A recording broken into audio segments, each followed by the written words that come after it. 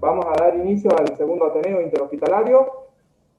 Mi nombre es Alejandro Quez, soy presidente de cirugía torácica del Hospital Padilla de Tucumán. En este caso el tema a tratar es patología esofágica. Le dejo la palabra al doctor Matías Nicolás, él va a moderar esta sesión. Hola, buenos días. Bueno, un poco hoy el tema de este es nuestra institución, el Sanatorio Británico de Rosario, de la provincia de Santa Fe, donde yo me desempeño en la parte privada. Un poco la presentación hoy en tema esófago era complicaciones de difícil manejo en cirugía esofágica. Perdón, un poquito... tenés la vista del moderador. No sé si solo podrías modificar, no sé si se puede modificar desde ahí, pero es como que se ve, la presentación no se ve como presentación. A ver. Abajo, capaz.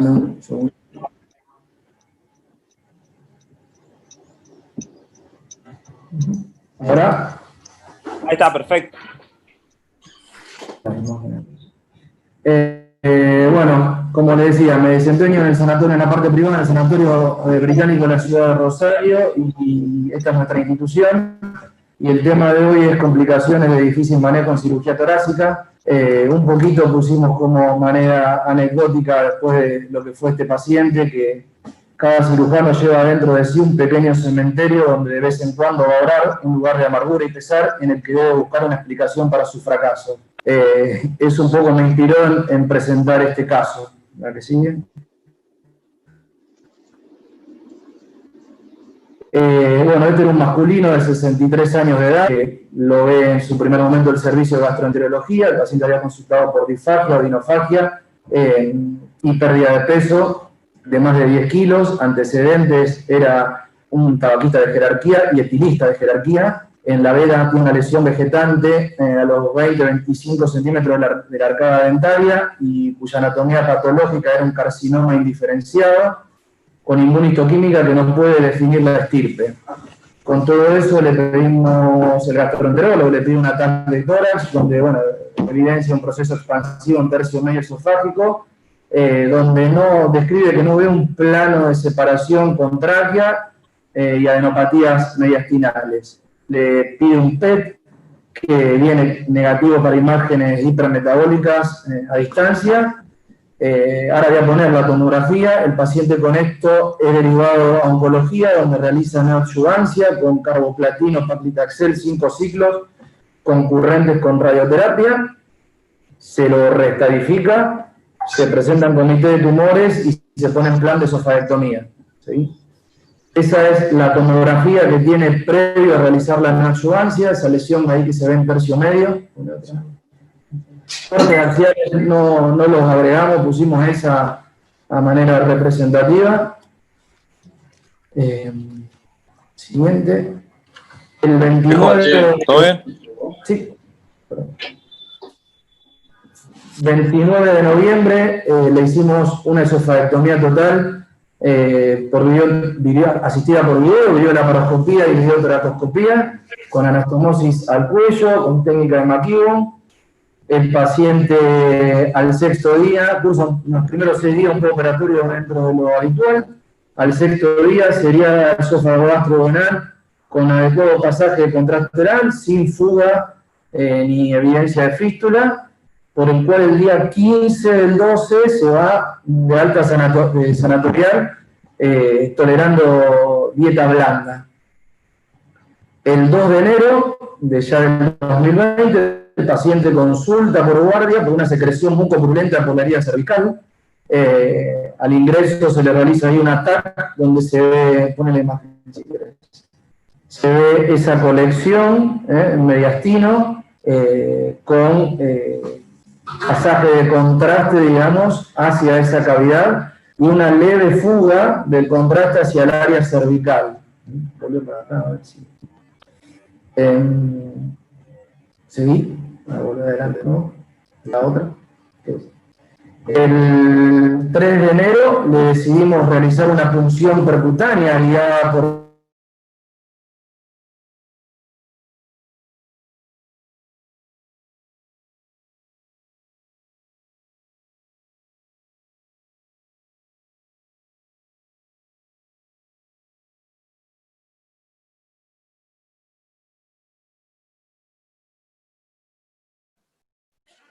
Bueno, parece que se cortó la transmisión. No sé si alguien tiene el contacto porque tienen mala conexión.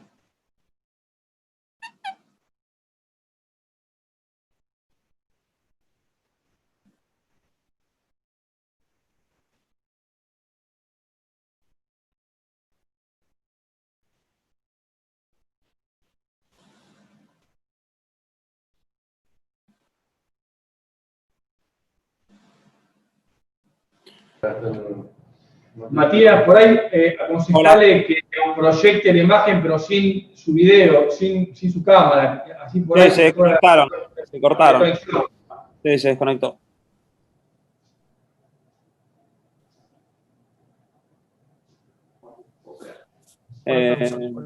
Hola, se nos cortó, ahora estamos tratando de reconectarnos nuevamente, se conectó el internet acá en el sanatorio.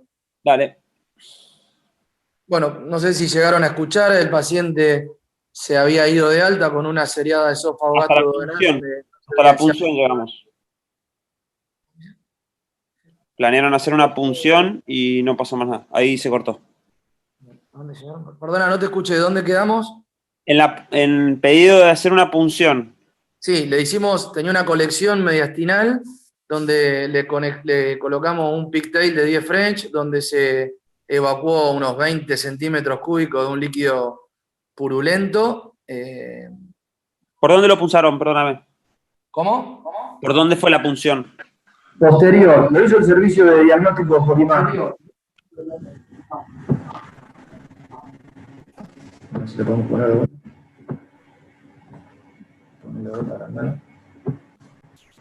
Ahí se puede ver. Sí.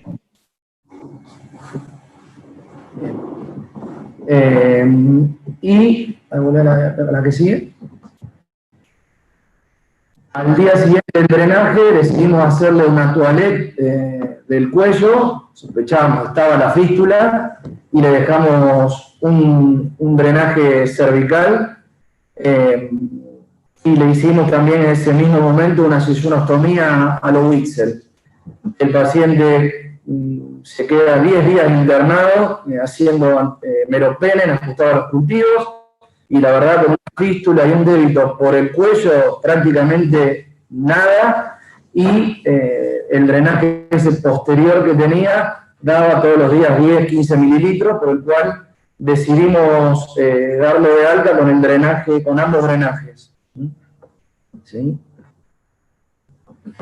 Al mes de ese alta, seguía el paciente con los 2 drenajes, el cervical y torácico, lo controlábamos semanalmente, y ahí el gastroenterólogo, que no lo tenemos grabado, desgraciadamente, le hace un control endoscópico posterior a esa toilette quirúrgica, donde se constata que la fístula cervical continuaba permeable. Ahí, bueno, se discutió porque el paciente, la verdad que era de difícil manejo él, porque iba, venía, no era muy adherente a las consultas. Se decidió, no quería hacer más nada quirúrgico, estaba bastante pobre, deprimido, así que decidimos colocarle un estén esofágico el 15 de febrero. Se le colocó un estén esofágico, ahí está la descripción del protocolo, donde se ve una estenosis a nivel de la anastomosis esófago-gástrica, aproximadamente a 20 centímetros de la arcada dentaria superior, que se dilata con balón. Se avanza con control radioscópico vía metálica de Savary, bueno, se coloca el stent con anclaje nasofaringio. Ahí el paciente se va de alta a las 48 horas, tolerando líquidos, y, bueno, y cursa internaciones intermitentes por náusea, intolerancia oral, mal manejo del dolor, de secreciones. Se le volvieron a hacer controles endoscópicos y tomográficos donde se evidenciaba el stent en su lugar y nada fuera de lo esperado. Y el paciente continúa en un plan nutricional estricto con nutrición. Bueno, esa es la tomografía que tiene de control, donde tenemos el stent que está perfectamente bien colocado y la colección mediastinal que se la ve mucho más chica a lo que tenía al inicio. ¿Sí? El paciente continúa con intolerancia oral, reflujo, mal manejo de secreciones y mucho dolor a nivel cervical. Se decide retirando el stent más o menos, creo que fue 4 semanas, 5 semanas. Y se decide continuar la alimentación por sensunostomía sin ningún otro síntoma al paciente. A las 48 horas se va de alta, ¿sí?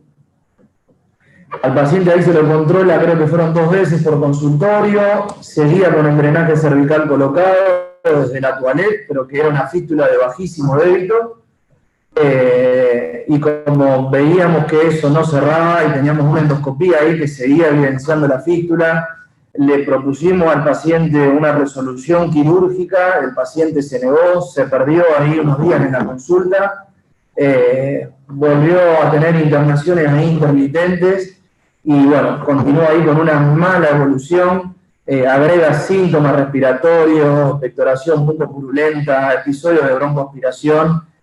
Ahí ya la familia directamente lo obligó a quedarse internado y bueno, y ahí vamos a mostrar un TAC y estudio endoscópico. En esta tomografía lo que evidenciamos es que ahora el paciente tiene una fístula tráqueo-esofágica. Bueno, ahí tenemos que se constata bajo visión directa una lesión de continuidad, una falta de continuidad de tráquea, donde se ve una fístula tráqueo-esofágica.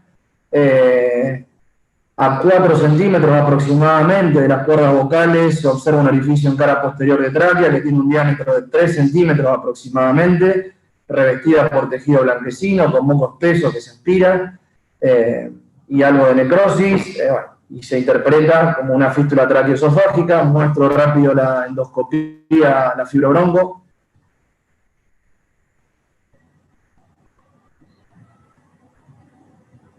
Ahí se evidencia lo que yo recién describía. Se puede percibir ahí el fondo, todo lo que es la mucosa gástrica.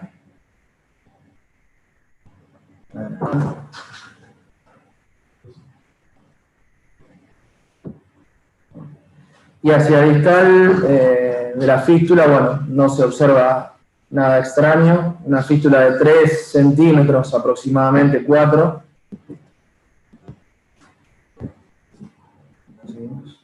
Bueno,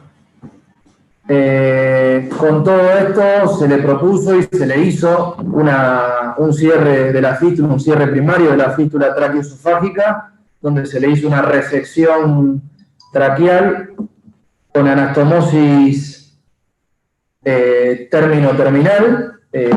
Como lo que se veía era más grande la fístula de lo que evidenciaba la endoscopía, llegaba muy tensa la tráquea, por el cual le dejamos un tubo en Montgomery, hicimos un cierre primario del neoesófago con colgajo de músculo pretiroideo y un haz del esternocleidomastoideo.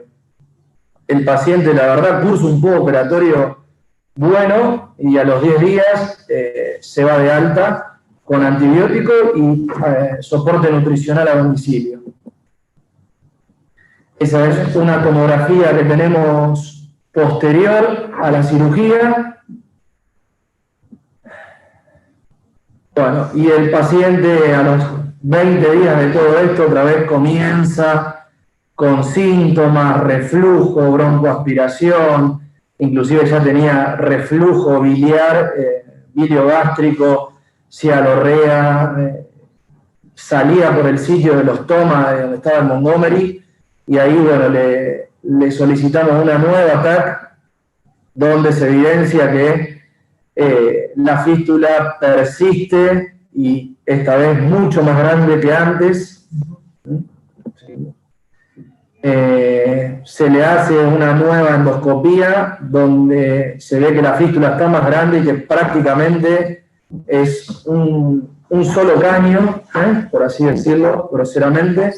Y se ve que desde la cara inferior distal de la fístula hacia la carina solo quedan 2 o 3 centímetros. Todo el proceso de la fístula y la infección se fue digiriendo toda esa zona y ahí se decide nuevamente reoperarlo, extraer el Montgomery, se hace una cervicotomía amplia, ahí se le da parte al servicio de cabeza y cuello, y lo que le hicimos fue una exclusión duodenal con doble ligadura al píloro, ¿sí?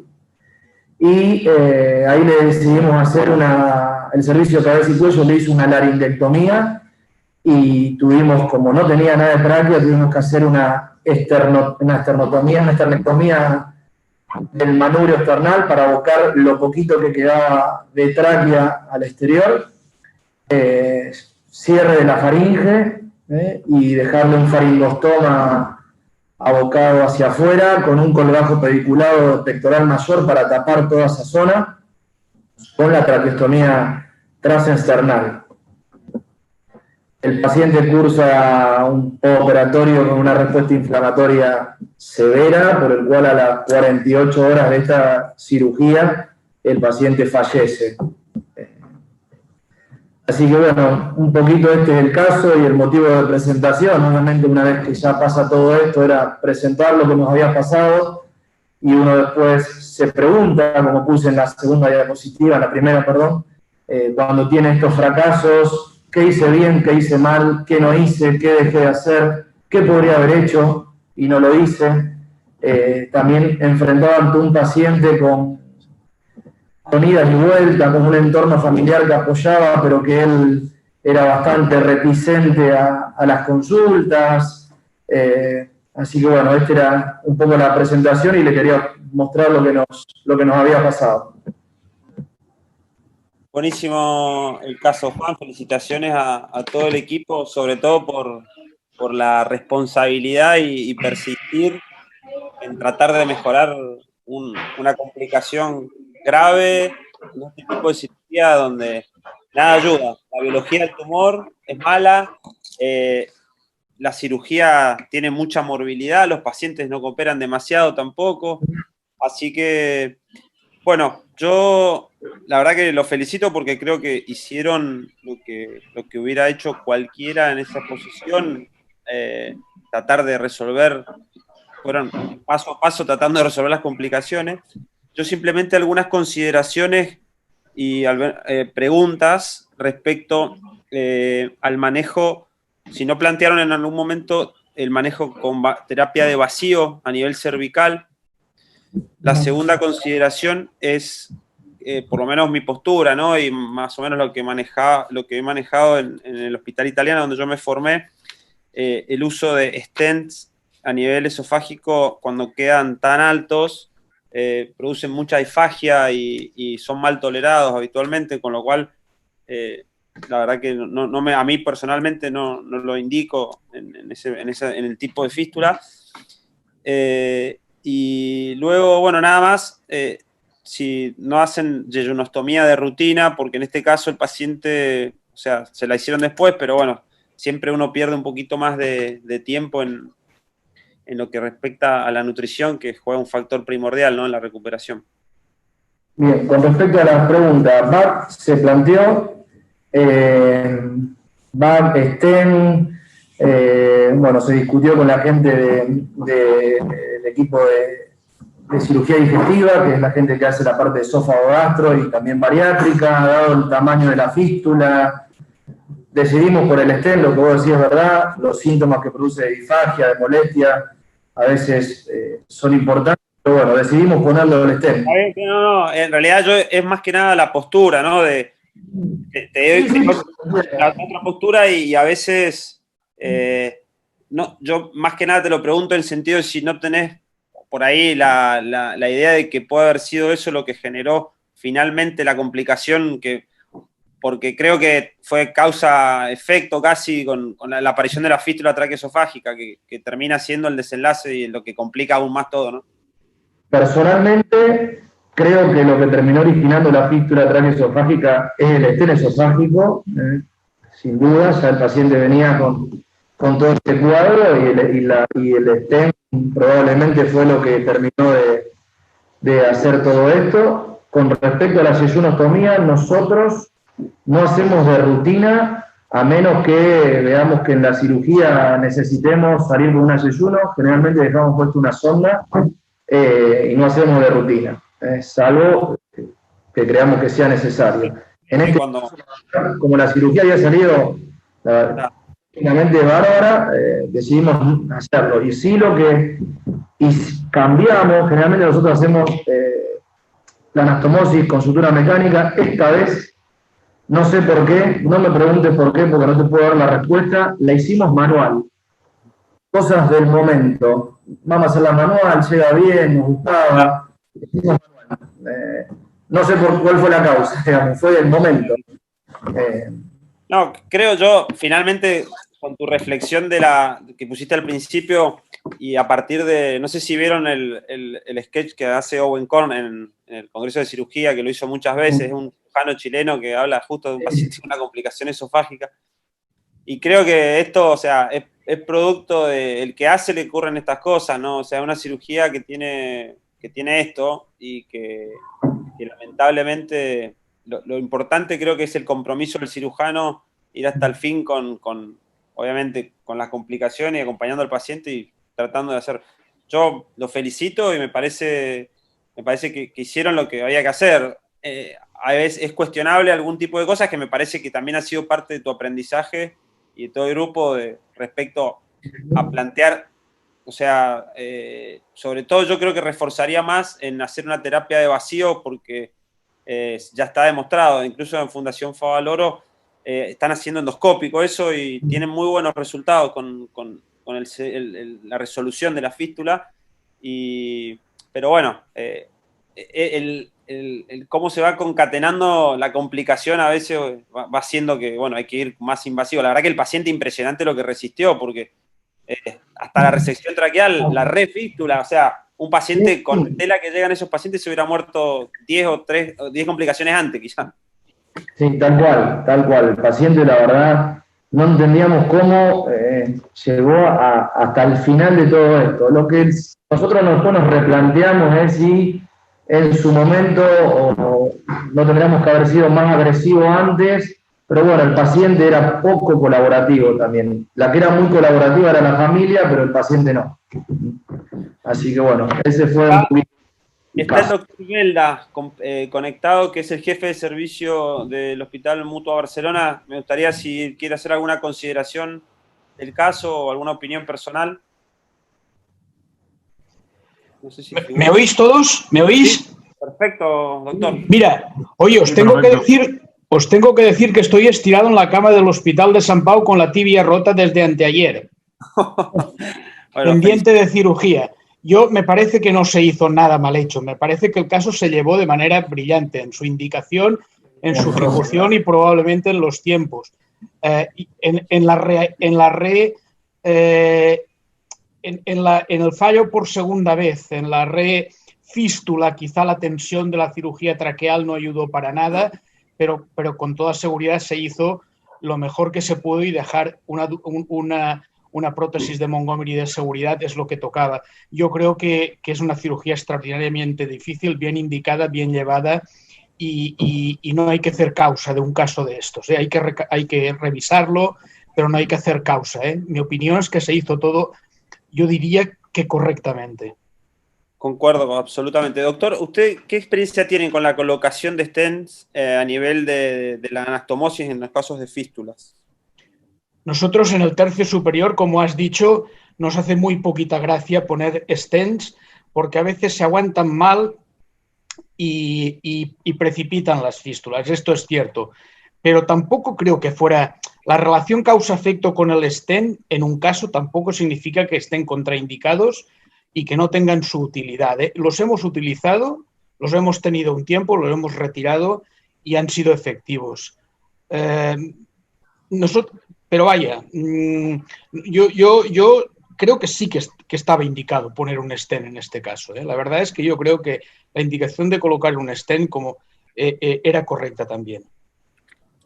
Lo que más me llamó la atención es la complicación tan alejada, ¿no? Porque apareció a los 2 meses casi del alta, que es raro, sin ninguna repercusión ni nada. O sea, Sí, pero probablemente había un entorno séptico, la fístula empezó siendo pequeña, hay un entorno séptico y a partir de aquí, a partir de un determinado momento en un entorno de estos que se produzca una complicación de este tipo, ya es de muy difícil control.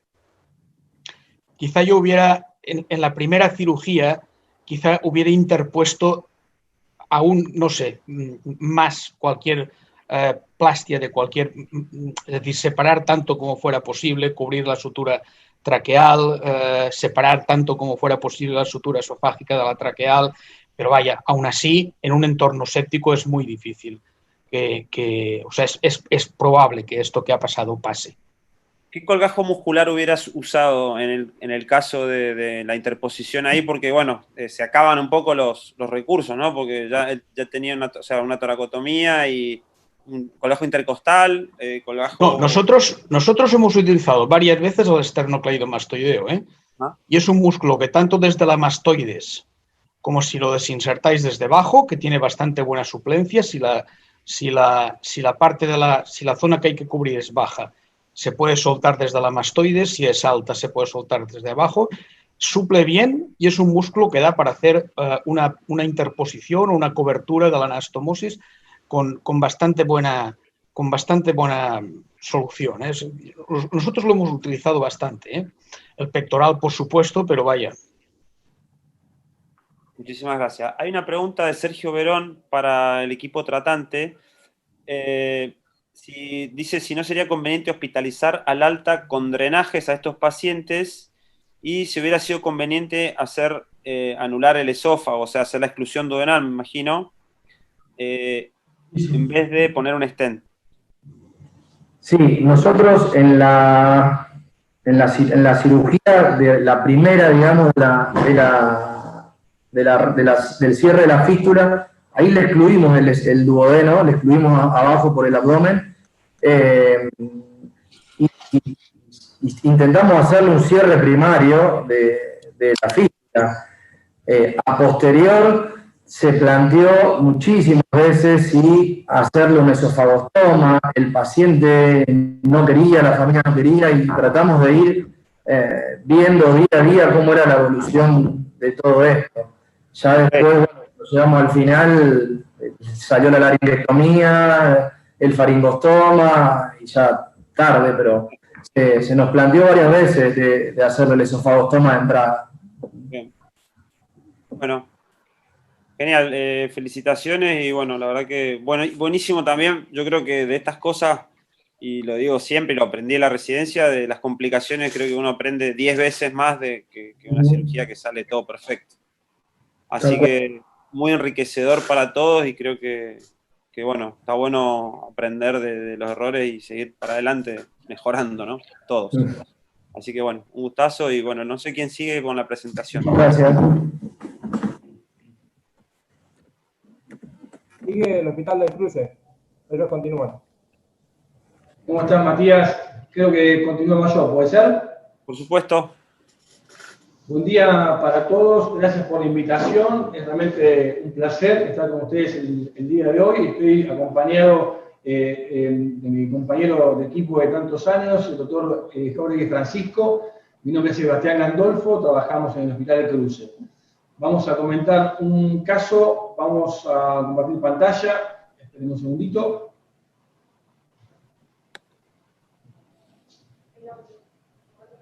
Y ahora vamos a presentar el caso allá abajo, ¿no? ¿Hay video?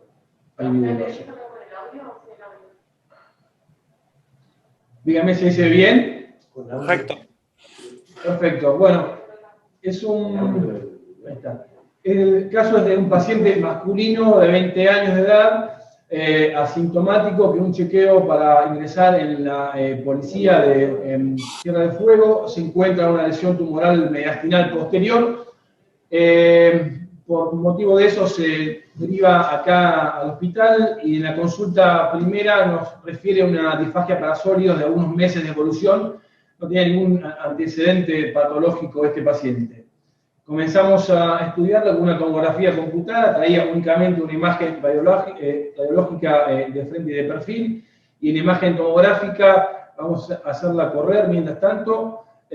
Habla de una lesión tumoral en mediastino que involucra el esófago superior por encima del callado lásigos. Esta lesión no realza con contraste endovenoso y en el informe tomográfico informan que podría corresponder con un GIST.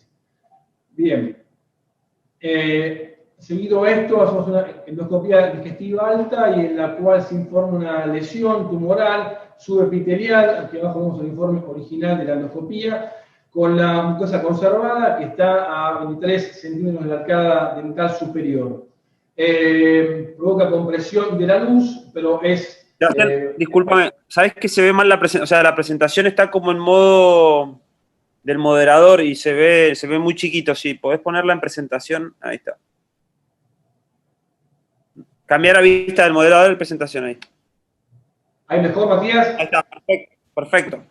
Perfecto. Y la endoscopía entonces nos informaba que podían pasar hacia distal. Continuamos.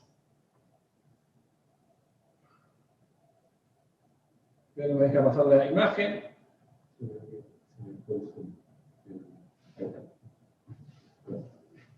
Ahí está. Continuamos con una endoscopía y en la econdoscopía nos informa una lesión de aspecto subepitelial con mucosa conservada, que es hipoecoica, homogénea, con bordes regulares, que nace de la cuarta capa y no informa adenopatías peritumorales. Pasamos a la cirugía, les dejo el video, después charlamos, seguimos conversando. Si quieren hacer una pregunta, la música la eligió Pancho, me parece fantástica. Si hay alguna pregunta para hacer, pausamos el video y conversamos, o si no, lo hacemos luego del video.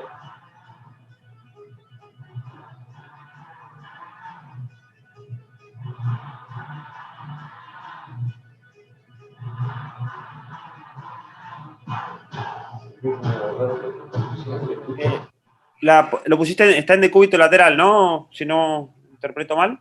Sí, el decúbito lateral casi prono, sí, nos gusta darlo vuelta bastante. Hicimos un abordaje en el quinto espacio con una técnica parecida a monopuerto y una línea axilar posterior en tercer espacio, séptimo espacio y un cuarto abordaje también línea axilar anterior bajo en un sexto, séptimo espacio. Tenía cuatro puertos. Volumen en la sala. Tenía 4 abordajes pequeños y uno solo de 2 centímetros, donde trabajábamos más cómodos. Ahí estamos disecando el esófago, liberamos bastantes ácidos y la clipamos. Esta cirugía fue hecha hace 2 años, no contábamos todavía con instrumental ideal para estos procedimientos. Pese a eso pudimos manejarlo bastante bien.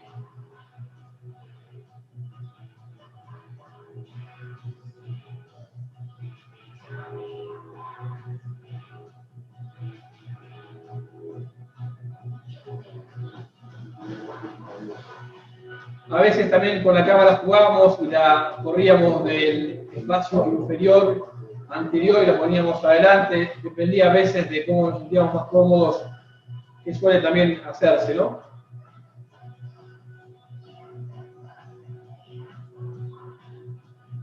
La tomografía pasó rápido, pero creo que se pudo ver bien la lesión, cómo envolvía el esófago y también la vía aérea, ¿no? Proximal. Tremendo tamaño, aparte una naranja.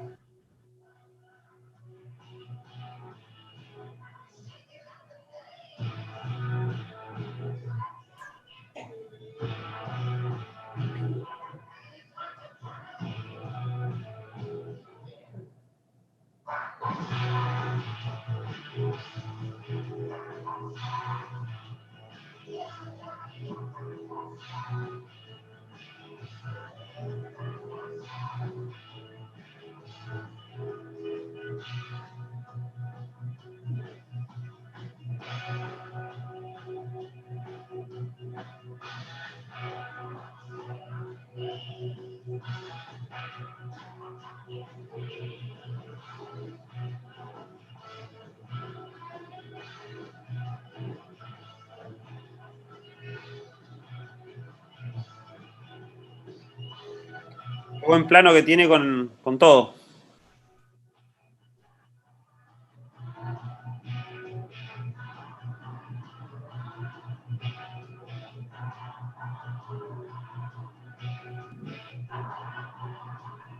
¿El video tiene AC/DC o alguien está escuchando AC/DC?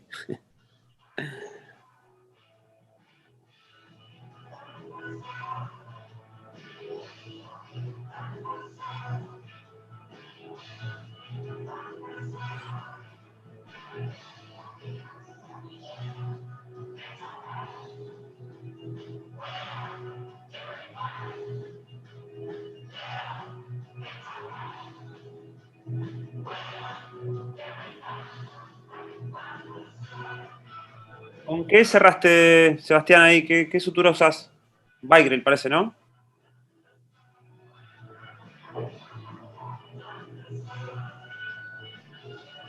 Está silenciado, me parece, no te escucho.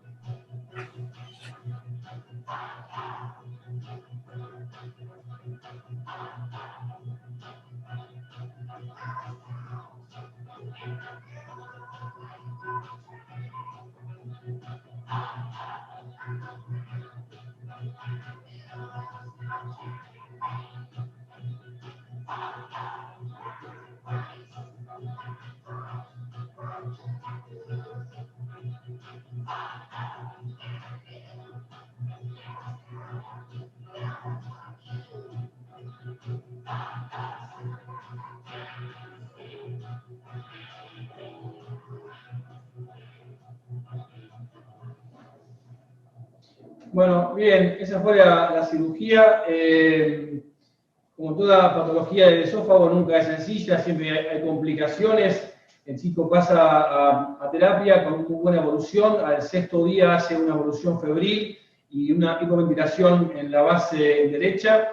El tubito pleural que habíamos dejado comenzó a dar un débito un poco turbio. En la placa de tórax ya se veía una zona de derrame que en principio parecía ser una condensación parenquimatosa, una imagen hidroaérea paramediastinal. Le hacemos una tomografía computada para poder confirmar todo esto. En la tomografía evaluamos el derrame pleural loculado y con evidencia de la fístula esofágica derecha. Recurrimos a una endoscopía para realmente tipificar bien la fístula. Acá tenemos la tomografía de ese momento, de ese día, ¿sí? En la cual se ve el drenaje pleural y las proyecciones pleurales bastante grandecitas. Bien, la endoscopía nos informa que a 23 de la arcada dental hay un orificio fistuloso. Con la endoscopía esta en la mano decidimos rápidamente porque tenemos a veces stents, por suerte, guardados, y se colocó el servicio de endoscopía, un stent el mismo día de la endoscopía, y al día, no recuerdo si fue al día siguiente o al mismo día por la tarde se decidió hacer una tomalete pleural por video. Acá está la colocación del stent. El mismo día por la tarde hicimos la toalete pleural y dejamos colocado un drenaje pleural bien paraesofágico y otro drenaje póstero-basal.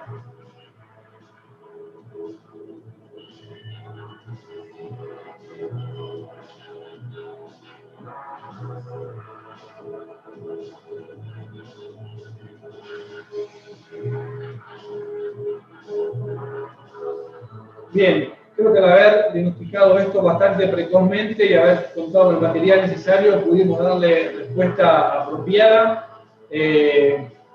La evolución del paciente fue realmente muy buena. Acá estaba, le comentaba recién, la VATS de horas después de haber colocado el stent. Esta es la tomografía de control post cirugía, con los tubos colocados, ya el stent emplazado correctamente. Bien, a los 21 días se extrae el stent. Ya el chico estaba comiendo, en un buen estado general, ya estaba en la sala. Como era de interior, permaneció internado hasta la extracción. Quizás podríamos haberlo externado y vuelto a internar, pero acá en el hospital se sentía realmente cómodo y decidimos dejarlo y controlarlo hasta que se quitó el stent a los 21 días.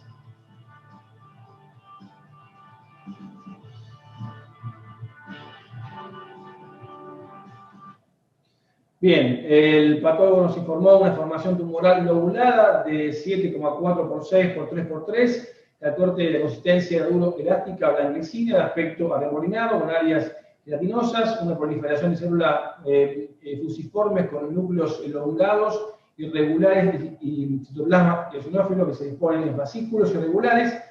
Esto, bueno, hace el diagnóstico de un leiomioma, ¿sí? Con resección completa, los marcadores y la inmunohistoquímica así lo confirman.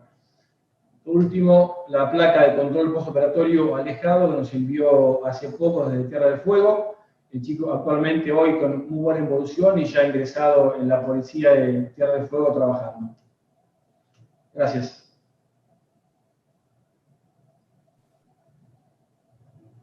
Bueno, no sé quién está de comentador, si sigo yo o hay alguien más que esté para comentar, Alejandro. Soy vos, Nicolás. Bueno, Sebastián, buenísimo el caso. La verdad que no sé si hubiera cambiado demasiado la conducta con si fuera un GIST, un leiomioma o otro tipo de tumor de ese estirpe, pero me parece que es el abordaje de elección. Y bueno, la eventualidad de que se fistulice, se te abrió mucho la mucosa. Mi pregunta era, te pregunté si era el tipo de sutura que habían hecho para cerrar la mucosa, si habías tenido, o sea, cuando sacaste el tumor porque era submucoso, según la endoscopía, si se había abierto mucho la mucosa, y para el cierre de la muscular, ¿qué sutura elegiste? Sí, la lesión fue realmente pequeña, yo creo que no tenía más de 0,5 milímetros. En un momento después, repasando el video, nos dimos cuenta dónde fue que metimos el armónico, ¿no? Por ahí un tanto apresurados. Hicimos 2 puntos en X, por ahí no fue la mejor elección, ¿sí? Con Vicryl, y como quedaba tan redundante la capa muscular, porque el tumor era realmente grande, la hicimos también el cierre en un solo plano, con la parte muscular, también con Vicryl, ¿sí? Pero intentando tomar bastante capa de ambos lados para no dejarlo tan flojo. Seguramente que alguna falla técnica ahí tuvimos, porque fue la causa de la posterior fístula, ¿no? Repasando el caso, quizás hubiese usado por ahí otro material o hecho una sutura por ahí de la mucosa por ahí distinta y no 2 puntos separados. No, quizás la posibilidad de tener un control endoscópico, o sea, no insuflando, pero no sé si lo hacen de rutina, bueno, porque eso también puede tener su objeción en que puede generar más lesión a veces, o sea, o perpetuar esa fístula, pero bueno, creo que es un imponderable, ¿no? Abrir el esófago y después cerrarlo, que pegue o no pegue, eso me parece que son la posibilidad de hacer un colágeno intercostal, qué sé yo, hoy, viste, con el diario del lunes, digo, si te lo planteaste o si lo hubieras realizado. Yo creo que no, porque fue una cirugía electiva que estaba limpia y o sea, nos quedamos conformes con el cierre primario del esófago, una lesión realmente pequeña, de menos de 1 centímetro. Creo que es la indicación correcta. No hubiese puesto un colgajo ni intercostal en ese caso. Ahora, bueno, obviamente, viendo lo que pasó, lo hubiese corregido, por ahí sigo la técnica de la sutura, pero no hubiese puesto ni en ese momento ni ahora, hubiese puesto un colgajo muscular en la cirugía electiva limpia, una pequeña lesión. Buenísimo. Después el manejo me pareció buenísimo y sobre todo lo que vos enfatizaste del diagnóstico precoz, aunque sea un paciente joven, estos pacientes apenas hacen una complicación en la pleura, empiezan taquicardia o un registro de fiebre o se fibrilan o lo que sea, cualquier indicio de que la cosa no va bien, hay que ser agresivo como fueron ustedes en cirugía, estén todos juntos, porque creo que eso es lo que, bueno, te ayudó a que el paciente se fuera de alta y me parece que, bueno, eso es lo que creo que uno aprende con la cirugía mini-invasiva, a ser mucho más agresivo con la complicación y en la detección precoz, ¿no? De eso, porque es lo que cambia la evolución final de un caso. Así que, no, felicitaciones. Me preguntan, algunas preguntas que se hicieron es, ¿por dónde hicieron la extracción de la lesión? Si ampliaron algún puerto o cómo lo sacaron. No, por el quinto espacio, que es como una... tenías una toracotomía accesoria, me habías dicho. Sí, pequeñita, de 3 centímetros, donde habíamos colocado el Alexis, lo sacamos por ahí. Bien. Por eso, Matías, ¿me escuchás? Sí, sí. Bueno, primero saludarlo a todos, agradecerle por la participación, saludarlo al doctor B, que se recupere pronto de su tibia. Lo oye muy mal, ¿eh? Se escucha un poco mal, Juan. Hola, se escucha cortado. El micrófono. Pero ahora, ahora. A ver. Hola. Hay como una interferencia, pero ahora que apagaste por lo menos se escucha. Bueno, a todos agradecerle por la participación del segundo Ateneo, saludar al doctor Belda, que se recupere pronto. Y quería plantear, la cirugía, por lo que vi en el video, la hicieron por el decúbito lateral izquierdo, y pensar que por ahí cuando uno tiene una lesión que va a usar una toracotomía accesoria, por ahí, ¿por qué no pensar en un abordaje de uniportal, donde ya nos permite a nosotros tener una toracotomía de 3 a 5 centímetros, por donde sacar la pieza y hacer todo el abordaje completo a través de uniportal VATS? Ese era el aporte para lo que se está haciendo y me parece que es un abordaje que va muy bien. Sí. No sé, Sebastián, si querés contestar. Matías, no, yo no escuché nada, perdón, lamentablemente no.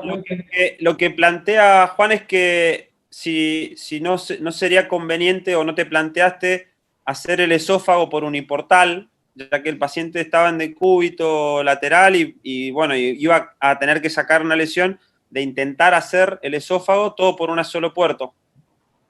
Sí, esta cirugía fue hace 2 años, no teníamos instrumental, vieron las imágenes, usamos material instrumental convencional de cirugía laparoscópica, entonces comenzamos con un solo puerto y la cámara por debajo, y nos era realmente muy dificultoso, así que hicimos 2 puertos más, de los cuales después usamos uno solo, así que por ahí un poquito más de paciencia se hubiese podido hacer, y con el instrumental adecuado, con seguridad, era la indicación, sí, lógico. Sí, yo personalmente que hago hace 4 o 5 años que ya empecé con uniportal y hago todo uniportal, pero la verdad que para el esófago todavía no, yo lo hago en prono, entonces como que todavía, o sea, la toracotomía termina siendo demasiado agresiva para el músculo y creo que o sea, no me siento cómodo todavía para hacer un esófago, con una esofagectomía total, por ejemplo, por uniportal. Entonces, como que no estoy tan adecuado al esófago por unipuerto, pero me parece que, como dice Juan, es lo que viene, o sea, hay algunos reportes, pero todavía no hay series grandes de casos, ni siquiera, bueno, Paula Ugalde los hace, creo que en decúbito lateral, a los esófagos, y ella hace un unipuerto, así que habría que ver cómo son los resultados de esa técnica en el esófago. Pero... Nosotros acá tenemos una serie pequeña, empezamos después de volver de Shanghái, con los instrumentales, por supuesto, y tenemos 6 esófagos operados en decúbito prono-intermedio a través de uniportal, que abordamos el 5.º espacio o 6.º, de acuerdo al paciente, de la línea axilar posterior hacia atrás. Sí molesta un poco la escápula, pero uno le coloca el brazo en otra posición y la rebate a la escápula hacia la línea media y da un acceso que la verdad, yo colgué en algún momento un video ahí en YouTube. La verdad que el acceso que da es bastante bueno y la verdad que no se está para nada incómodo, pero bueno, es una experiencia muy corta y todavía falta que... ¿Y lo estás haciendo para el Ivor Lewis o hiciste McKeown también? No, para Ivor. Ah, bien. Claro, para hacer una anastomosis creo que va a venir bien. Si uno tiene que ir más arriba, no sé si uno llega a disecar bien o tener un acceso... Perdón, pero bueno, es cuestión de empezar, me parece que hay que buscarle la vuelta. Sí se llega bien arriba, sí se llega bien. Es cuestión de animarse como todo, Sí. y se llega bien. Por decúbito prono-intermedio se llega bien. Pero bueno, son 6 pacientes recién, no es un comentario nada más, no estoy intentando de que nadie lo haga ni nada, es solo un comentario, pero son 6 pacientes recién, hay que tener cuidado cuando uno habla de series tan chicas, ¿no? Hay mucho cuidado.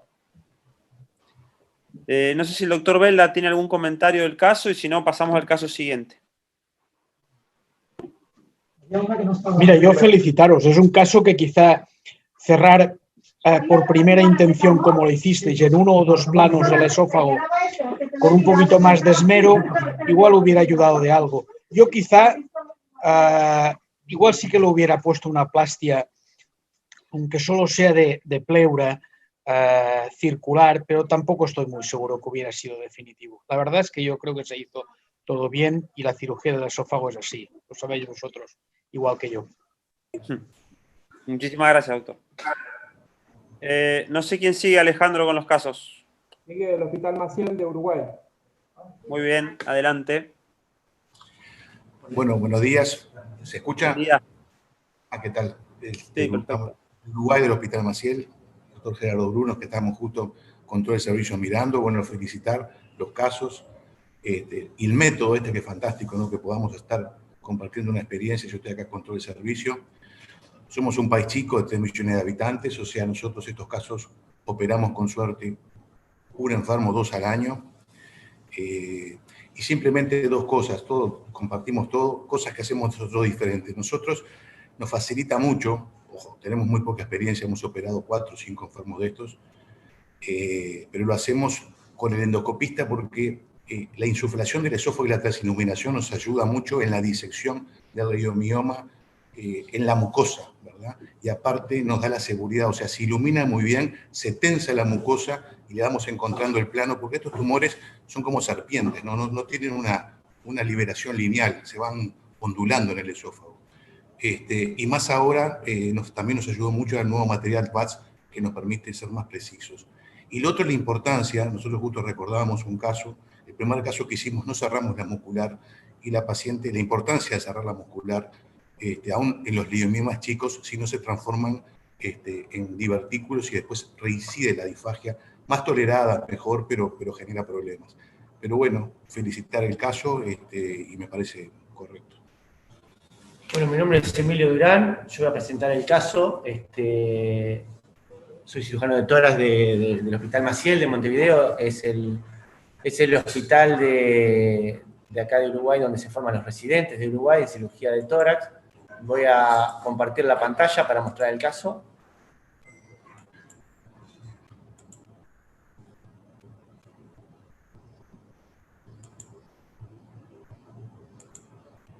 No sé si se llega a compartir bien ahí. Perfecto. Este es un caso perfecto. Es un paciente de sexo femenino, de 37 años, que tenía antecedentes de un hipotiroidismo, bien tratado y controlado y una cesárea. Se consultó por un dolor a nivel de columna torácica, que calmaban analgésicos comunes sin ningún síntoma digestivo claro. Se hizo una radiografía de columna donde ya se veía una opacidad a nivel de la parte mediastinal posterior en este sector, por lo cual se completó una radiografía de tórax, donde ya se ve la opacidad en el hemitórax izquierdo. con el signo de la silueta de Felson negativo, lo que inferíamos que era mediastinal posterior.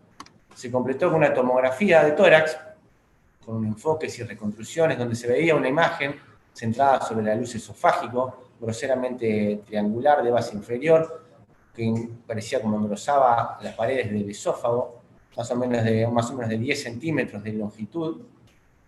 Tenemos las diferentes imágenes. Se realizó una endoscopía esofágica donde se observaba la mucosa sana, por lo tanto una tumoración submucosa, una hernia tal y el resto del estómago y sin lesiones. Se completó con una resonancia magnética en la cual se veía la imagen de límites bien definidos, hipointensa entre 2. Según el informe del imagenólogo, pensó que podía ser un linfoma por las características. Después continuamos estudiando a la paciente, un esófago gastroduodeno que mostraba el tránsito del contraste en forma serpenteante, como decía el profesor, y el resto del estudio sin lesiones inferiores. Todos los marcadores tumorales eran negativos de la paciente. Decidimos solicitarle un PET, dado el antecedente del informe imagenológico, en el cual mostraba la lesión hipermetabólica con un SV de 10. Entonces, con esta paciente de 37 años con un antecedente de hipotiroidismo que mostró esa tumoración grande, submucosa de esófago, nos empezamos a hacer preguntas de a qué podía corresponder. Un tumor submucoso de esófago, en primera instancia un leiomioma, en segunda instancia un GIST, otra instancia pensamos un sarcoma, linfomas, otros más alejados. Entonces revisamos un poco el tema rápidamente, la frecuencia, vimos que había resecciones, tumores gigantes resecados por vía endoscópica, enucleaciones, paso rápido esto, diferentes tipos de tumores, imágenes parecidas a las nuestras, de la paciente nuestra. Vimos con el estudio de PET que estos tumores eran hipermetabólicos y no hablaban de que fueron unos tumores malignos, exactamente con SV altos en estudios PET, las resecciones por vías endoscópicas, por video, por mínimamente invasiva y por vía abierta, como en este caso, por mínimamente invasivo. Vimos también los tumores tipo GIST, también la diferencia, las características del diagnóstico previo para hacer una adyuvancia con imatinib, que tiene alta tendencia recidiva y las imágenes eran bastante similares a las nuestras, también con hipercaptación metabólica en diferentes casos clínicos. Por lo tanto, este era más grande, claro. Vimos los linfomas también tienen sus ciertas características, pueden ser similares. El linfoma es un gran imitador, pero lo dejamos ahí medio aparte. Conclusión, tumor raro, submucoso, un 1%, la gran mayoría de los leiomiomas, tratar de no biopsiar por la endoscopía, intentar el abordaje mínimamente invasivo si se puede, utilizar la endoscopía intraoperatoria, la enucleación siendo el tratamiento de elección y si no, la esofaectomía. Esas fueron nuestras conclusiones. Entonces decidimos hacer una videocirugía torácica para diagnóstico, a ver si se logra ver algo, en la cual vimos la lesión tumoral en la video y decidimos biopsiarla para tener un diagnóstico de afuera hacia adentro. ¿Tá? La lesión en el mediastino posterior con esas características se biopsió y la anatomía fue compatible con un leiomioma esofágico. Gigante, no leiomioma gigante. Entonces planteamos la cirugía, en primera instancia planteamos intentar hacer una enucleación, de todas formas sino la resección, y el abordaje lo planteamos en nuestro medio por hacer una toracotomía, una toracofrenotomía izquierda de abordaje, y comenzamos con la toracotomía, intentamos hacer una enucleación, tuvimos varios problemas, entre ellos que se abrió la mucosa, segundo que la muscular que teníamos estaba totalmente invadida por el tumor y quedaban como muy laminada y deshilachada.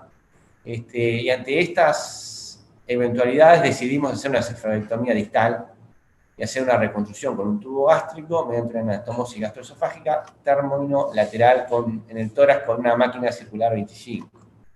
Ahí está la imagen del tumor de la toracotomía izquierda, cuando se ve la biopsia, y la anastomosis en el tórax. La pieza de resección y la anatomía mostró que era un leiomioma esofágico distal y de la unión esófago-gástrica de 12 centímetros. La evolución, la paciente tuvo una excelente evolución. Esta es la radiografía posterior, posoperatoria alejada, con un tránsito que se ve un buen pasaje, sin estenosis, no tuvo tolera la vía oral en forma completa y se encuentra muy bien, totalmente asintomática en este momento. Lleva 1 año y medio de operado. Entonces teníamos varias preguntas, no sé si el doctor que estaba dirigiendo quiere seguir dirigiendo, pero más o menos se nos plantearon estas, si habían cambiado algún procedimiento diagnóstico. El uso de la ultrasonografía nosotros no la tenemos en nuestro medio porque era externa y no había, tenía que pagarla fuera el paciente. Si hubieran hecho la biopsia, no la habían hecho, si hubieran ido a la cirugía de entrada, los abordajes, si hubieran ido a la resección, la enucleación, y qué tipo de reconstrucción en caso de haber hecho la reconstrucción. No sé si quiere mediar el doctor. Bueno, la verdad que muy, muy interesante el caso porque la verdad que yo me hubiera jugado por algo malo, ¿no? El tamaño y el linfoma me orientaba bastante a pensarlo. Yo personalmente, y por una cuestión también de disponibilidad, sí creo que el método de elección, no sé si le hubiera hecho una tracoscopía para hacerle una biopsia. Me parece que la ecoendoscopía,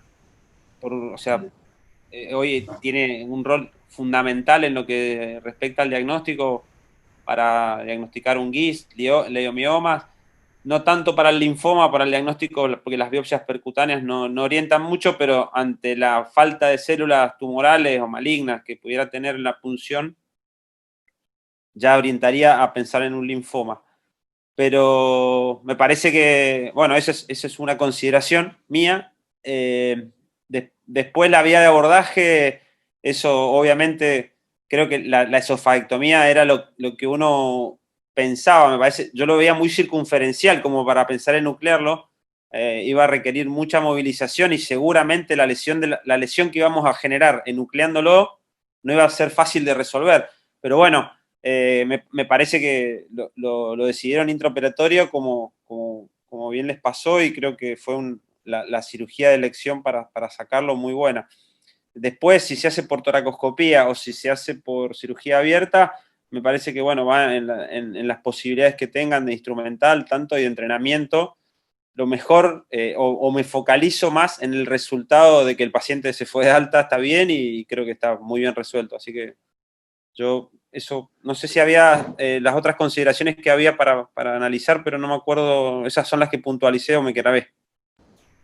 Sí, básicamente eran esos. ¿Qué hubieran hecho? Por ejemplo, cuando te queda el músculo deshilachado, que no te deja todo, te deja como una baba de músculo liso, por más que la mucosa esté sana, nos daba mucho, a nosotros nos generaba mucha inquietud lograr cerrar eso y que la paciente realmente terminara o con una fístula o... Con el tamaño de la lesión, la verdad que yo creo que obviamente eso hay que ver cómo, esa es la decisión personal del momento. Yo concuerdo con lo que hicieron, no me quedo, prefiero la tranquilidad de hacer un poco de más y hacer un buen cierre, sobre todo con lo que respecta al esófago en una complicación intratorácica, que ya sabemos que son devastadoras. En una paciente joven, por una patología benigna, creo que asegurar la posición, me parece, yo hubiera hecho exactamente lo mismo. No sé si alguien tiene algún comentario, Sebastián, o alguien que quiera comentar. Sí, Matías, un comentario. Te escucha muy bajo. Un comentario que quería hacer. Yo creo que cuando la lesión es tan grande y uno sabe que por video no va a salir, yo creo que la alternativa de hacer una toracotomía, aunque en los tiempos de hoy suene como obsoleta o como vieja, yo creo que es bastante válida y yo hubiera elegido el mismo abordaje, ¿no? Una toracotomía. Los tumores grandes que después son un problema sacarlos a través del tórax, la verdad que yo creo que uno trabaja más cómodo, trabaja más seguro con tumores de ese tamaño y lo saca por la toracotomía. Perfecto. Muy buen caso, realmente lo felicito, patología bastante poco frecuente. Coincido con Matías que yo no hubiese hecho una biopsia por video, teniendo instrumental el EUS, por ahí hubiese hecho una biopsia por endoscopía o lo hubiese operado quizás de entrada sin diagnóstico preoperatorio. Y creo que la vía de abordaje es la correcta, hubiese hecho la misma, me parece que nuclearlo, me parece no, hubiese sido imposible porque era totalmente circunferencial la lesión y creo que el abordaje es el adecuado, la verdad que me parece perfecto. Y con respecto a la anastomosis, no sé bien cómo la han hecho, pero bueno, si funcionó es porque está bien, ¿sí? Eso para eso hemos quizás discutido qué anastomosis hacer. Podés contarnos cómo lo hicieron, pero si estuvo bien, es que está fantástico.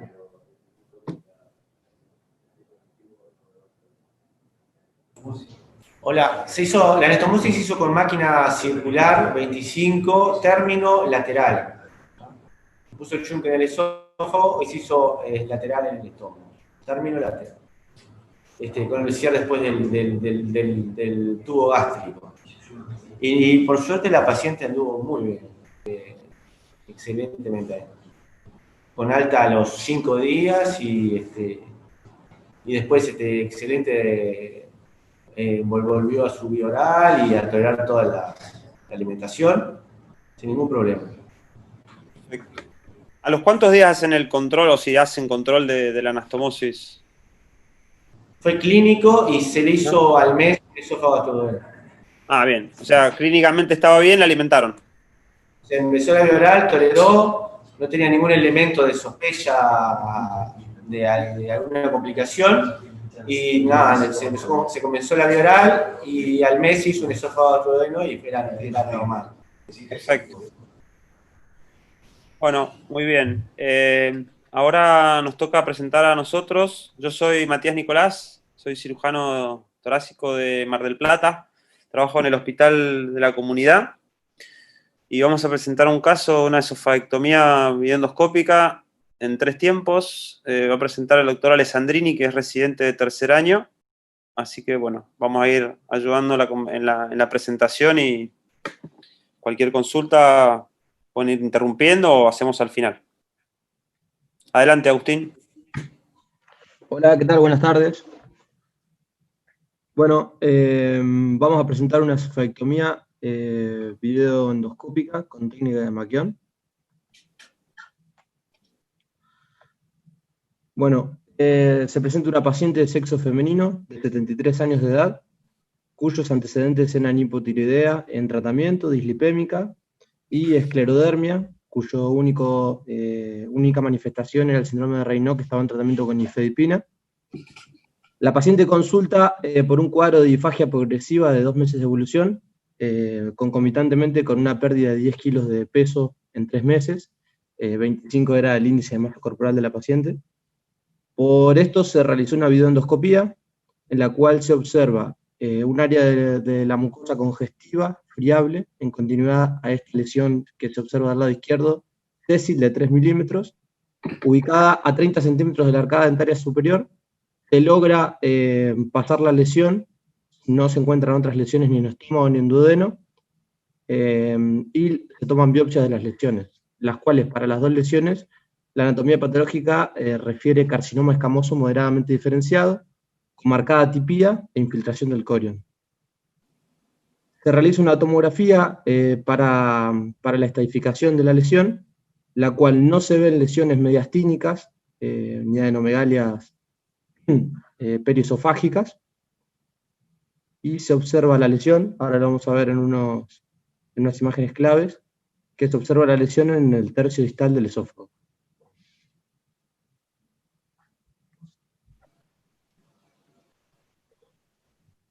Bien. Se plantea el caso en el comité oncológico, decide hacer un tratamiento multidisciplinario debido a los antecedentes reumatológicos de la paciente.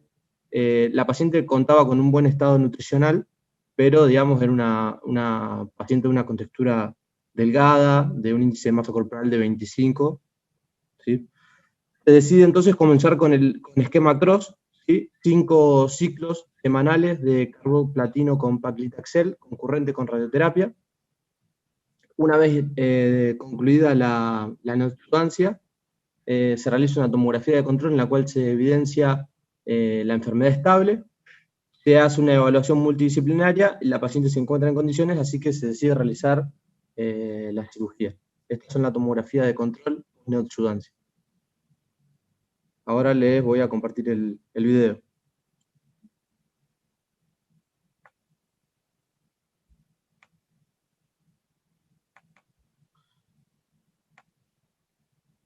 No sé si lo están viendo.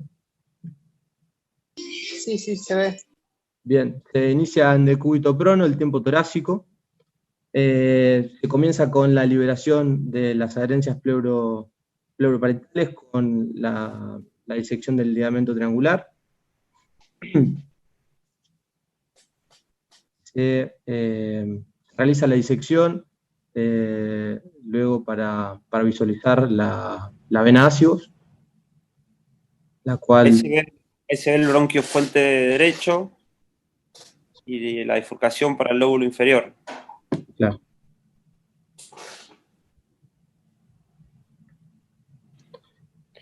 Ahí se está liberando el esófago en la cara posterior contra la columna. Ahí se diseca la vena ácidos, se pasa y luego se secciona.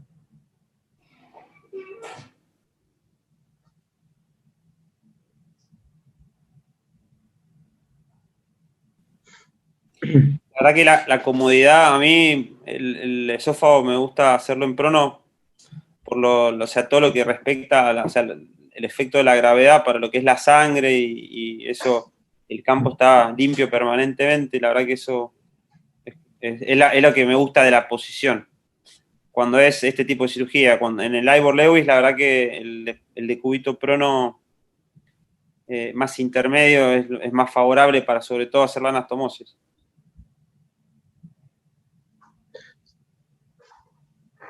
Ahí se... Está adelantando un poquito el video. Esos son, bueno, algunos vasos de la aorta. Yo me gusta cliparlos. Uso clips metálicos o clips plásticos, eso depende de lo que tengamos en el momento. El bisturí armónico es para mí el elemento que hace que esta cirugía se pueda hacer mucho más fácil. O sea, bisturí ultrasónico. El Sonicision también lo he usado y la verdad que me gusta para pulmón y para esófago, es bastante cómodo y es un elemento de disección y cauterización perfecto. Ahí está la cara pericárdica, la vena pulmonar inferior y el plano, ese es el plano para llevar completamente todos los ganglios con la pieza, ¿no? Hablando un poco acá. Ese sería el grupo subcarinal, que se ve los signos de edema por la mucosa y... Tratamiento.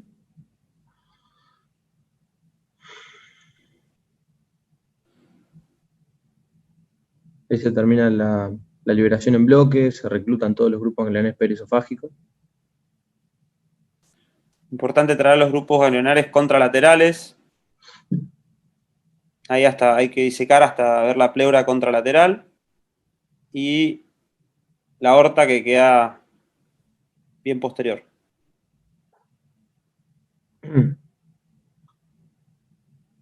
El resto es la liberación, digamos, en toda la extensión hasta el opérculo. Se está liberando el grupo subcarinal, que tenía un conglomerado importante de ganglios y todo con reacción post-quimioterapia. Es una cirugía, la verdad que me costó abreviar el video, o sea, había cosas que no quería dejar de mostrar, sobre todo lo que respecta al vaciamiento ganglionar y la liberación del esófago, así que disculpen la extensión un poco del video, pero bueno, no me quedaba muchas posibilidades de una cirugía que se hace extensa en los tiempos, ¿no? Eso sigue siendo la parte subcarinal, ese es el bronquio izquierdo que ya se ve del otro lado y uno deja vacío completamente lo que es el espacio subcarinal, que salen en bloque con la pieza. El reconocimiento y la ligadura del conducto torácico, la verdad que si lo encuentro lo ligo de rutina, una cuestión de evitar complicaciones.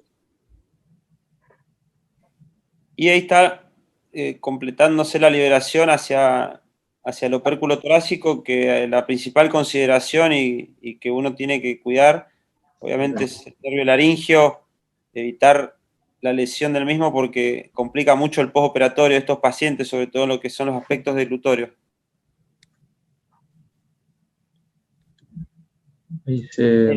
Ahí me hacen una pregunta del tiempo más o menos torácico. Esta cirugía fue 1 hora 40 más o menos el tiempo torácico. La paciente tenía una anatomía bastante favorable, a pesar de no tenía ganglios previos o de gran tamaño, pero era una anatomía muy favorable, una paciente flaca, la verdad que se comportó muy bien y el tumor era relativamente chico. Se colocó un drenaje. Sí, se colocó un drenaje ahí, dejamos un solo drenaje y ahora viene el tiempo abdominal. La parte abdominal la realiza el doctor Eduardo Fiolo, que trabajamos juntos para estos casos. Él es cirujano esófago gástrico y hace cirugía bariátrica también, así que bueno, para lo que es esta cirugía que hay que dar vuelta al paciente que tiene mucho tiempo, la verdad que contar con un equipo de la parte abdominal y yo hago la parte cervical y torácica, aliviana mucho, me parece. Hay grupos que hacen todo. Yo como cirujano torácico, la verdad que sigo haciendo algo de cirugía general, muy poco, pero no creo que tenga el expertise como para hacer la parte gástrica, quizá, o sea, teniendo a alguien con la experiencia, ¿no?, del cirujano que tengo en el hospital. Así que, bueno, ahí está disecando el hiato, el pilar derecho, pilar izquierdo, se cortaron los vasos cortos, la verdad, cirugía bastante sistemática, no tenía adenopatías la paciente. Ahí se está liberando el pilar izquierdo y ahí se está entrando a la transcavidad para hacer la ligadura de los vasos gástricos. No sé, Eduardo, si estás conectado, si querés hacer algún comentario de esta parte o alguna consideración. Gracias, Matías. Bueno, buenos días a todos. Ha sido, digamos, lo que he escuchado de la reunión, excelente. Los felicito a todos los disertantes. Ojo, Eduardo, lo que decís, que somos todos torácicos acá. Por eso digo, estoy atajándome y felicitándolos a todos. No, creo que es importante esto último que dijo Matías, ¿no? La importancia de trabajar en este tipo de cirugía en equipos. Yo creo que, digamos, no vale la pena en centros donde tenemos esta posibilidad de sobrecargar a un mismo profesional o un mismo equipo quirúrgico para hacer toda la cirugía, porque como bien sabemos son cirugías prolongadas y que realmente cuando uno lo hace de esta manera lo disfruta mucho más. Como decía Matías, bueno, él se ocupó de la parte torácica y yo comandé la parte abdominal, en la cual, digamos, básicamente se trató de crear el tubo gástrico. Nosotros nos valemos de la técnica videolaparoscópica para poder hacer todo este tiempo y, digamos, creemos que es el mejor acceso para lograrlo. Nada, una vez la idea es esqueletizar el estómago, respetar los vasos que van a irrigar el tubo gástrico, la pilórica y la coronaria, la gastropiploica. De esa manera, una vez que liberamos el estómago, vamos a abrir el hiato ampliamente para poder, digamos, movilizarlo y crear un tubo lo suficientemente, digamos, delgado como para que pueda pasar con facilidad. Una vez nos ha pasado, digamos, el haber hecho un tubo un poco más grande y eso generarnos alguna dificultad a la hora de pasar a través del mediastino. Esto es discutible, para muchos no es necesario, nosotros lo hacemos como rutina la piloroplastia, lo hacemos también por vía laparoscópica y creemos que es una buena alternativa para sumar. No quiero entrar en la discusión de si vale la pena o no vale la pena, si es útil o no es útil, digamos simplemente mostrar lo que nosotros hacemos habitualmente. Y otra cosa que nosotros hacemos habitualmente en estos pacientes, obviamente, es dejarle una yeyunostomía ante la eventualidad de algún tipo de complicación, tener una vía de alimentación adecuada. Más o menos un pequeño resumen de lo que ustedes ya saben perfectamente qué se debe hacer y cómo se debe hacer en este tipo de procedimiento.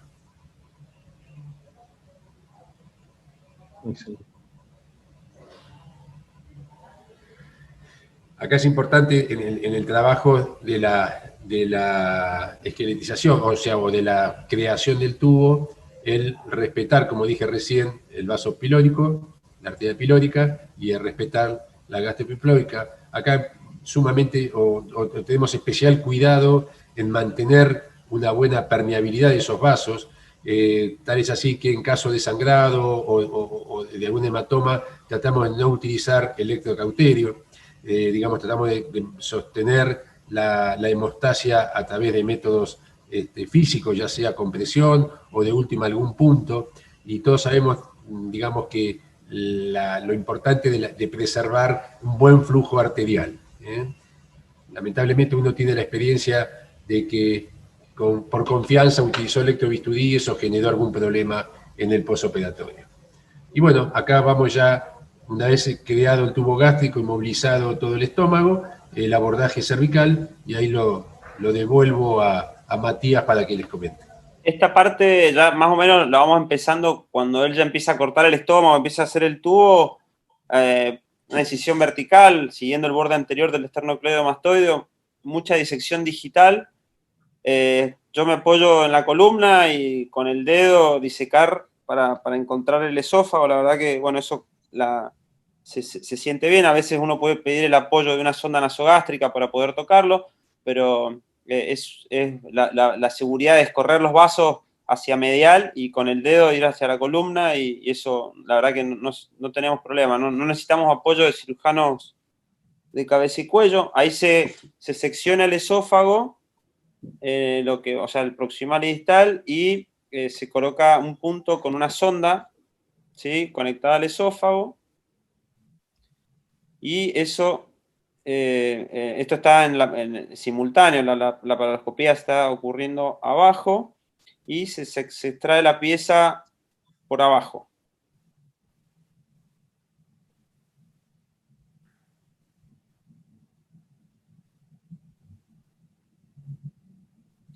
Ahí extraemos el esófago.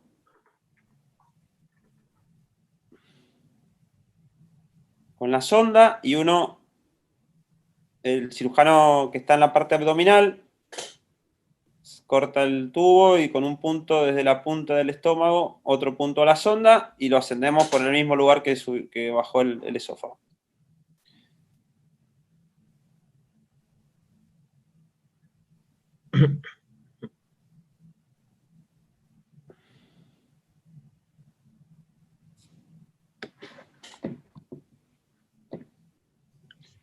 Ahí se asciende el esófago, y bueno, esto lo estamos haciendo casi, el cirujano que está arriba va viendo cómo va entrando y que no se rote, eso es fundamental. Y bueno, vemos la buena vitalidad del tubo, llega perfecto. Y ahora la anastomosis la hacemos con sutura mecánica. Ahora voy a mostrar, se hace apertura del estómago, ascendido, y está reparado el orificio, el cabo esofágico, proximal, una sutura mecánica de color azul. Metemos por cada boca, tirando obviamente los reparos para que yo le doy un punto al esófago con el estómago ahí, donde hicimos la apertura, un disparo y después un disparo transversal. Y listo. Eso lo sumergimos bien. No le hicimos refuerzo, nada, la verdad que queda metido en el espacio donde se hizo la disección y queda bastante comprimido con todo el mediastino y con el cuello. Y acá por último, Eduardo, si querés comentar, el refuerzo, o sea, del estómago al hiato y cerrar un poquito los pilares, que eso es mucho de la cirugía gástrica y me parece buenísimo porque evita el ascenso. Y ahí está la pieza, que sale en bloque con todos los ganglios.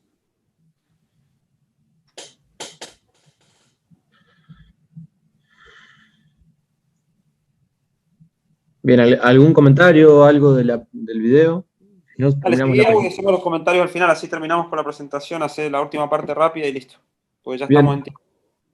Bueno, la paciente se extuba al segundo día. Al tercera se comienza la alimentación por la nutrición enteral a través de la ayunostomía. Y al quinto inicia la tolerancia oral, inicialmente con dieta licuada. Al sexto día la paciente presenta un episodio febril asociado a taquicardia.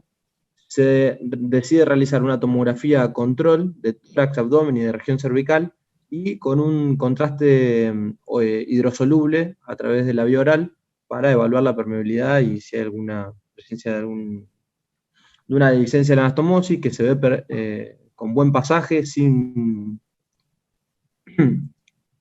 infiltraciones, sin colecciones.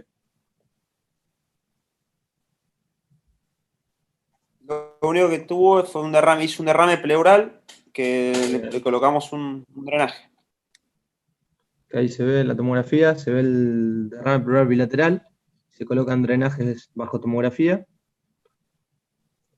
La paciente al 13º día, con los drenajes agotados, se retiran todos, y al 15º día la paciente se va de alta. Con respecto a la pieza de anatomía patológica, era una pieza con 7,5 centímetros de esófago y 8,5 de estómago. Tenía ganglios periesofágicos superiores, un conglomerado de 3,5 centímetros y un ganglio de 3 milímetros. A nivel del esófago medio, 7 ganglios, 4 de la unión esófago-gástrica y 20 ganglios perigástricos. A su vez habían reclutado los grupos mediastinales 4, 7 y 8. Todos los ganglios eran negativos, excepto 2 ganglios de los 20 perigástricos. Es decir, era un carcinoma escamoso, que invadía hasta la submucosa, entonces era un T1B, con una diferenciación grado 2, o sea, moderada diferenciación, y 2 de 33 los ganglios positivos, o sea que era un N1, sin metástasis a distancia. Era un estadio 2B. La paciente persiste durante 13 meses sin evidencia de la enfermedad. Comienza al mes 14 con un episodio de disfagia, se realiza una endoscopía y se observa un área estenótica, toman biopsias y era positivo para un carcinoma escamoso, es decir, una recidiva de este nivel. Se niega ningún tipo de tratamiento, se le habían propuesto hacer radioterapia en ese sitio que todavía no estaba irradiado, y al 20º mes postoperatorio la paciente fallece.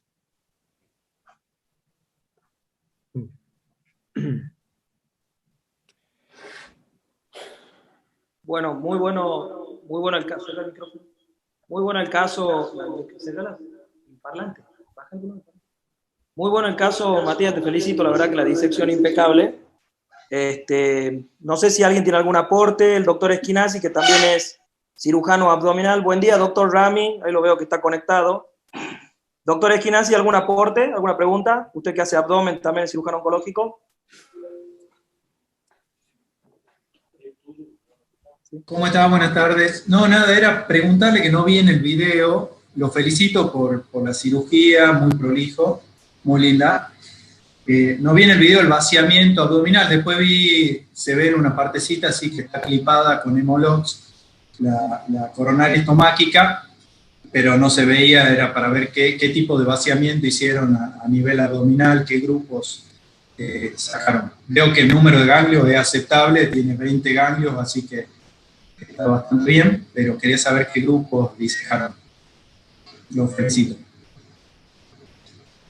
Básicamente, en los cánceres de esófago, lo que vamos a hacer hincapié en sacar todos los ganglios de la curvatura menor, y los grupos 1, 2, el grupo 3, y hacemos la sección de la coronaria estomáquica en su raíz, trayéndonos parte del componente ganglionar del tronco celíaco. No hacemos vaciamiento de la esplénica ni de la hepática, no nos parece que sea necesario para el tipo de lesión que tenía. Curiosamente, en este paciente tenía 2 ganglios afectados y seguramente eran los del grupo, pertenecerían al grupo 1 o 2, que es donde puede ya tener el compromiso ganglionar. No sé si fui claro. La gente del Hospital Maciel, ¿algún comentario? Que veo que levantan la mano. Sí, bueno, el caso fantástico, muy ilustrativo, además es bueno esto de hacer una recreación de la técnica y del caso en su globalidad.